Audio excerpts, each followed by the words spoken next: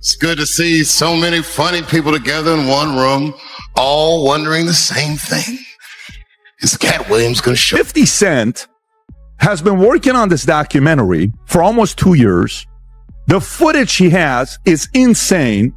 The people he got speaking about Diddy is ridiculous. These big deviants is all catching hell in 2024. It's up for all of them. It don't matter if you Diddy or whoever you is, TG Jakes, any of them. All lies will be exposed. That's all. Now 50 could go against that by trolling him, by going and showing him as a police officer. Mm-hmm. You understand what I'm saying? Showing, you rapping one thing, you build your career off being a gangster, but you this right here, a young thug. You built your career off being a gangster, but we see you with a dress and a purse. You understand what I'm saying? Yeah. So I can demean you, I can undermine what you built your career off of, and I can hit you. It shields itself for as long as it can, until that protection finally breaks. And by the end of this video, you'll understand exactly why Katt Williams chose to speak when he did. The docuseries is entitled Sean Combs: The Reckoning. How is this one different from the others that have been out there? Well, I think that the biggest marker of what makes this film or this series different is how much time we took into putting into the making of the film, doing our due diligence to get the right voices, to the table, this is a series that spans over 30 years. So just by covering that much time, it took a lot of time for us to dig in and to kind of make sense of this story and to put this timeline together. Yeah, and there's like some never before seen footage that I'm going to talk to you about in just a moment.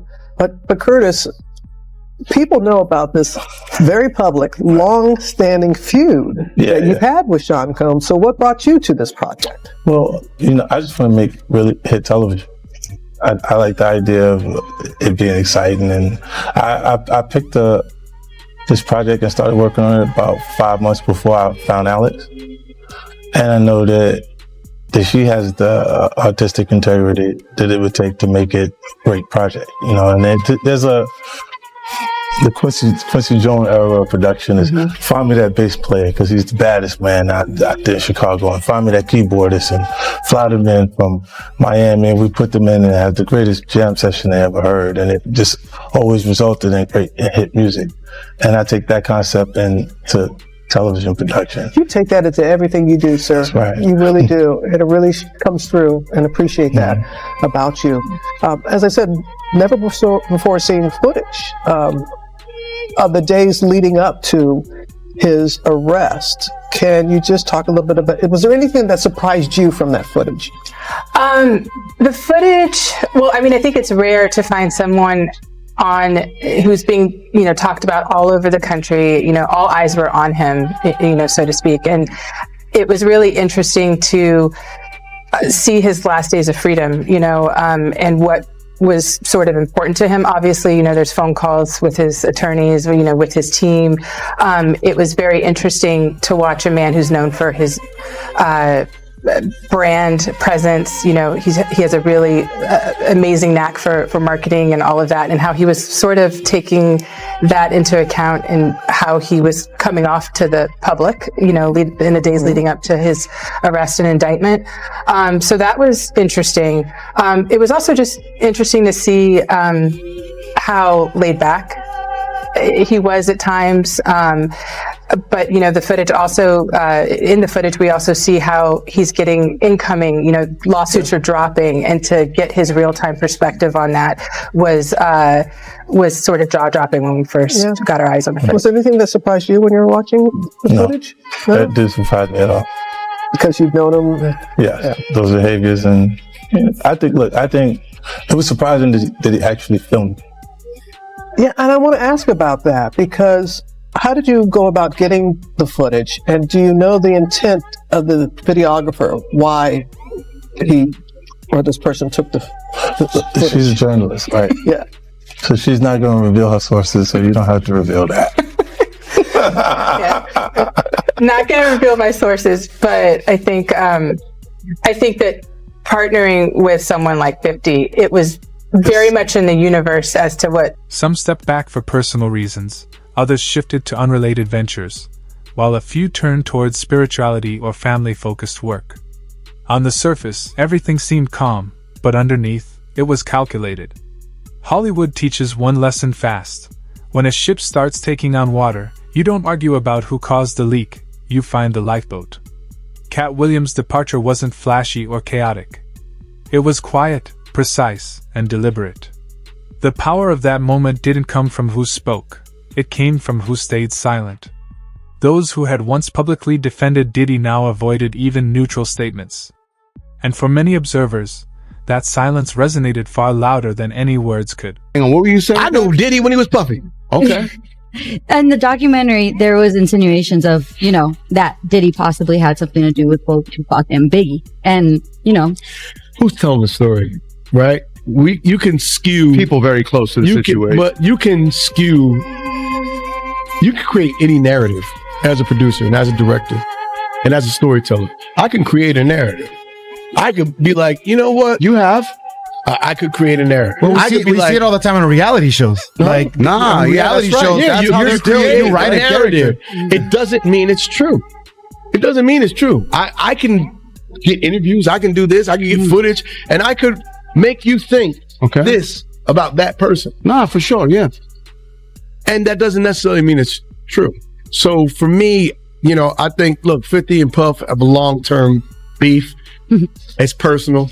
It's Well, people are saying 50's wrong for doing it, but 50's right for doing it. It's divided. It's between him and Puff. And before it's between him and Puff, it's between both of them and God. Just the way Puff is down on his luck, and 50's kicking a man when he's down. God is in. If 50 ever luck turn up on 50, that you got to be careful what you put out. There's a karma to every action that you do. You think we'll see that day?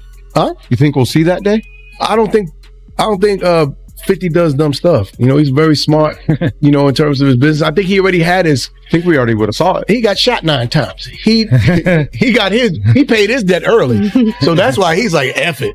But, look, this is between him and Puff. And honestly, it's between both of them and God. Yeah. So, only God can judge, and both of them people will have time to sit with God and talk about and through everything. And right now is Puff's time to sit there and have a much needed conversation with God. And like I said, I know his kids, I know his family, I know 50. I've seen Tupac and Biggie, both friends of mine, die for a beef. I think we all need to learn our lessons. And at a point, you're gonna keep one up on each other until the beef gets so out of hand that lives are at stake, and that's when you've crossed the line. And at a point, now it's no holds bars and bare knuckle boxing. When Puff come out, he gonna probably have the 50 Cent documentary ready. Nah, you should let it go. Someone's working on it now. No, You should let it go. Nah, that's revenge. I right? haven't seen. But both of this is all. It's coming from a It's place deeper of, than rap, I think, too. I think it's personal. I think it's between it's them personal. two. I don't know what it is. I don't know what they beef is. I mean, Marlon Wayans, as many noticed, was once among those who openly praised Diddy until his tone shifted. That quiet reversal only deepened the unease. If so many insiders felt compelled to pull back without explanation, what did they know that the public still didn't? At the same time, the documentary triggered another question that refused to fade. How did Netflix obtain footage this personal at all? That mystery quickly became its own storyline. Michael Oberle, a longtime videographer connected to Diddy, eventually addressed it, denying any money dispute and stating the material was captured by a third party while he was temporarily out of state. He insisted the footage was never intended to be used this way and labeled its release unethical. But once it surfaced, intent became irrelevant. The footage existed, and it revealed the one thing powerful figures fear more than accusations: losing control. For some reason, Diddy, around the time of his arrest, thought, I know what I'm going to do. I'm going to be exonerated later, so I'm going to film all this, and then I can use it in my big comeback later when I'm not in jail. Didn't work out the way he thought, and it turns out he went to jail for a few years. All right, he didn't get the full amount, but he still got a few years. And 50 Cent somehow managed to pay for the footage off of the videographer. Probably Diddy's worst nightmare, this. It's got to be up there. Now, we're going to get into what's in the actual documentary, and hell, it's something. We need the core theme to be, you didn't do anything wrong. You didn't do anything wrong on any front. By the way, these conversations, the lawyer had no idea he was recording them. So when the lawyer's like, yeah, we need everyone to believe you did nothing wrong, it kind of takes away from when the lawyer is out in public saying, yeah, my client is completely innocent. And now he's showing the behind the scenes where he clearly didn't think he was very innocent. So not Diddy's smartest move. However, throughout this journey, you'll see he makes a lot of crazy decisions. I don't think it's working. I've listened. I've been a superb client, as you said. I jumped on the plane. I'm coming to New York, but I'm just running around waiting for a shoe to drop. He's shitting himself right now, in case you can't tell, and he really doesn't look good. It's the middle of September, and there's still no indictment. Bro, then you have to have a spokesman. You have to have some sort of comms to constantly be pushing that, Mark. Because you may just be a person that you just may watch CNN. You know what I'm saying? And there's 9 billion people in the world, and 7 billion of them is on Instagram and TikTok. He's basically trying to get control of the narrative. That's what he's really worried about. He wants public perception to be, this was all bullshit. Unfortunately for him, we had all seen the CCTV of him beating the shit out of Cassie. So, we know you're not a good guy, man. That's out there. A statement from your solicitor is really not going to change that. We have to find somebody that'll work with us, whether they're from this country or from another country. It could be somebody that has dealt in the dirtiest of dirty business of media and propaganda. We need to brainwash some motherfuckers right now, and we need people who are used to working with the dirtiest of dirty, because that's what he is, and he's admitting it. How could you let this footage fall into the hands of 50 Cent, my guy? And honestly, it always comes down to money with Diddy, because Diddy didn't get rich just because he was, clever in music. Diddy got rich because he robbed people all the time. And him not taking care of the people around him, it just comes back to bite him a million times over. It's like we have a movie, you're speaking this language, and you know what I'm saying, we need subtitles. And we're not providing the audience with subtitles. Now I invited you to this movie, and you in this thing, you don't know what's going on. You just see you just see images, quickly. Now it has a whole life of its own. I gotta say, this whole doc was edited well. When he said you just see the pictures and they cut to the CCTV. Well done, 50. You nailed that, son. If you're going to take him down in style. So you get a clear window from the jump here into Diddy's psyche. He doesn't give a about Cassie or any of these girls. He doesn't give a about anyone. It's save yourself mentality, and it's crisis mode. And you can see on his face, he's got a problem. This is at an all-time high of his taking, surely, because he is stressed out. When someone like Diddy loses control over their image, everyone connected to that image starts to feel the heat. Control is the true currency of influence, and once it falters, protection begins to crumble. That's when people move quietly. They don't wait for outcomes, they read the room.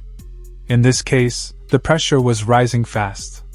The documentary didn't just show events, it exposed vulnerability, and that vulnerability sent ripples of fear across the industry.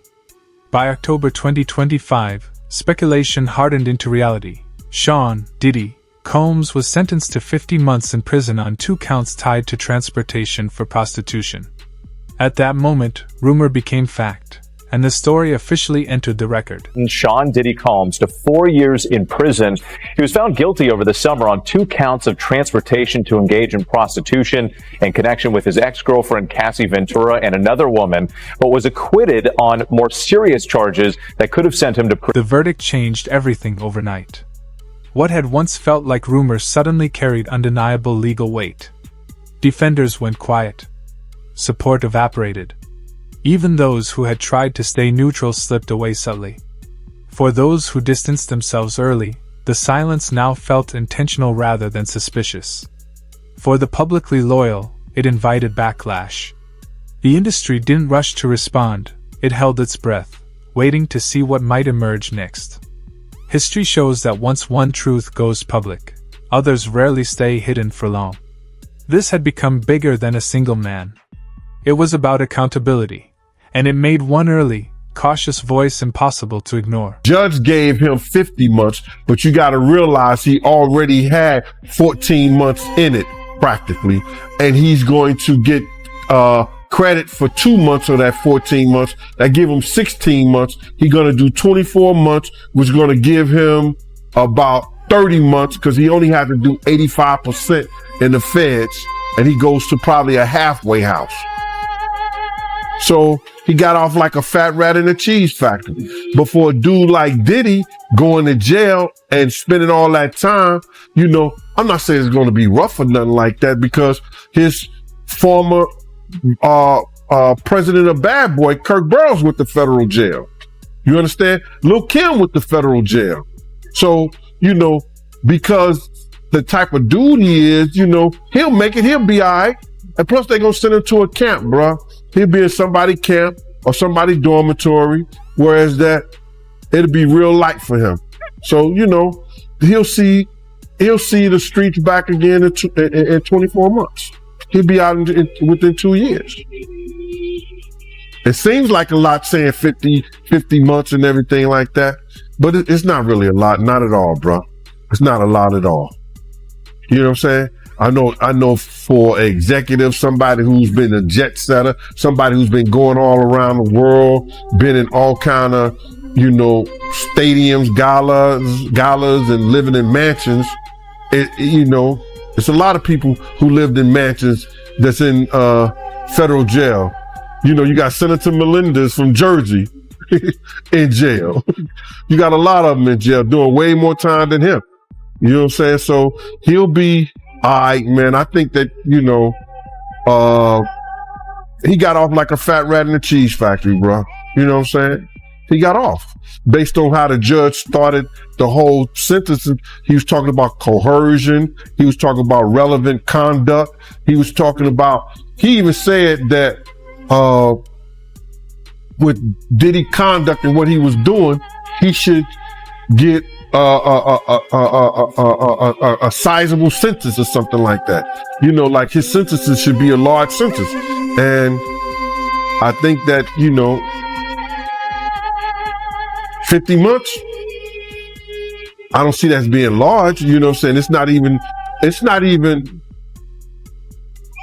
a third. I think the third of the guidelines were the probation report said. I think the probation report started at 72 months. So it's almost, that's like a 72 months, 50 months, close to not even a third. It's a little over a third of what the probation report said he should get. But it is what it is. So you feel like he got off? 50 months wasn't enough for you? Yeah, listen to me, man. What people don't understand is they look at the Mann Act as only being something about prostitution. There's difference. And if you read the Mann Act, it talks about coercion. It talks about somebody being beaten. It talks about a lot of different things in that Mann Act that gives people a lot of time, because you could get up to, I think, about 130. As old clips resurfaced, focus returned to Katt Williams and his Shash Club interview. What once felt shocking now came across as measured, calm, almost deliberate. He didn't raise his voice or display emotion.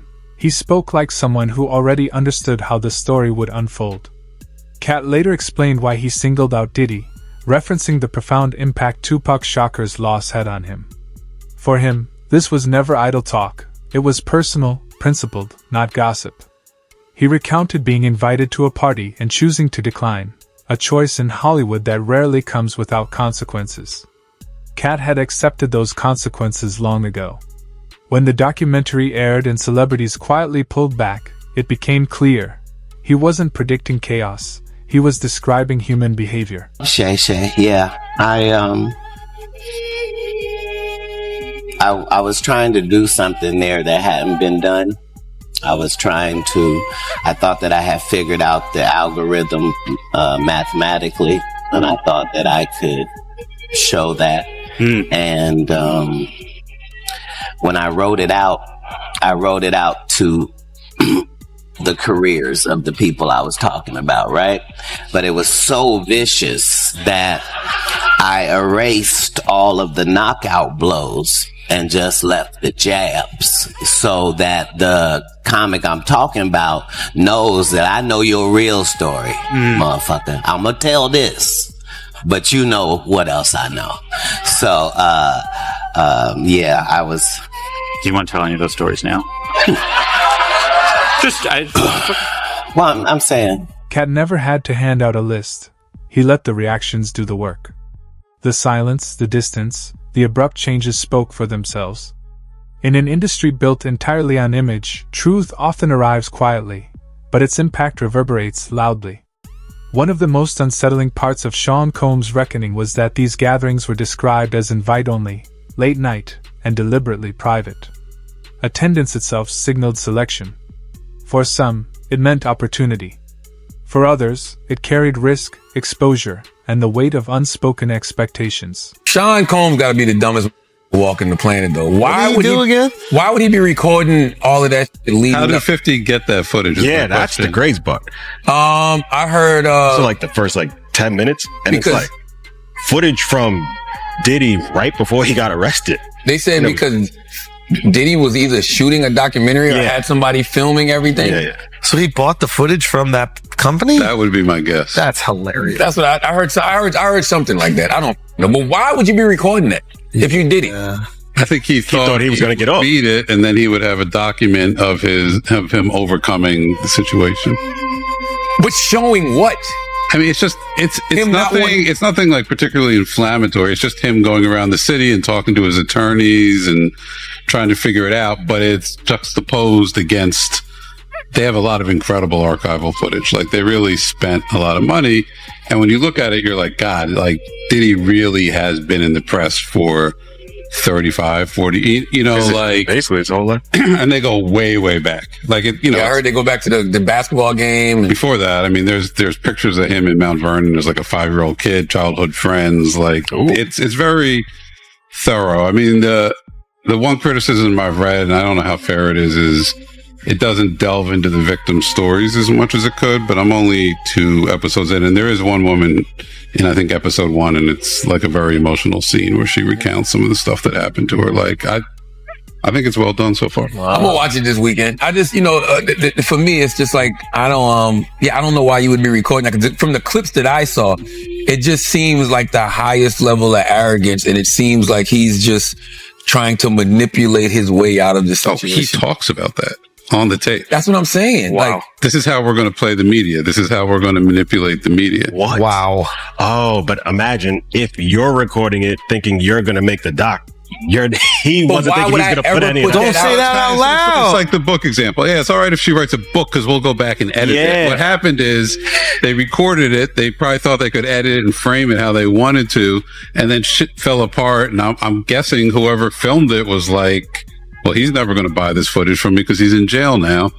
And then 50's tapped in. Oh, I have to see this. Well, my point is, why would I ever be talking like that in front of anybody? Even if I felt that way, why would I be having that conversation to be recorded? Well, that's one of the themes in the doc, is that at a certain point, and they trace it back to City College, because he skated on that, essentially, he believed he was untouchable. Skated on Shine. Did they talk about that? Yeah, we haven't even the first episode, it's still Uptown Records, right? And they have some really like crazy footage from inside the event at City College, which I've never seen before. And you can see him in the middle of like the chaos. It's pretty damning footage. Wow. And the case that's made is he beat that. He had no business beating that. The label at that time wanted him gone. Andre Harrell fought for him, kept him around. And then once he got past that, he's like, I can do anything. I can do anything. I just had an event and 9 people got killed, and I'm the king of New York. Shit. I'll tell you one thing too, man. A lot of people saying, like, they think 50's being vindictive. To those people, I say, you just don't know the backstory of 50. It made them uneasy, not because anyone openly forced them, but because saying no carried consequences. Being sidelined, labeled difficult, quietly erased from future opportunities. That's where everything connected. These parties weren't just social gatherings, they were checkpoints. Once the documentary exposed that system, fear spread fast. Anyone who had been part of that world understood how easily their presence could be reinterpreted under scrutiny. The departures weren't panic or guilt, they were recognition that a hidden system had finally been revealed. The documentary didn't just expose one man, it exposed fear, showing how loyalty crumbles when power wanes. Celebrities didn't flee because they were told to, they fled because they knew the rules. And long before the cameras rolled, one comedian had already predicted this moment. Not for attention, not for laughs, but because he understood that silence wouldn't protect anyone forever. Now, with the dust settled and the verdict official, the question isn't whether Katt Williams was right, it's how many are still running, hoping their silence keeps them safe. Share your thoughts in the comments below.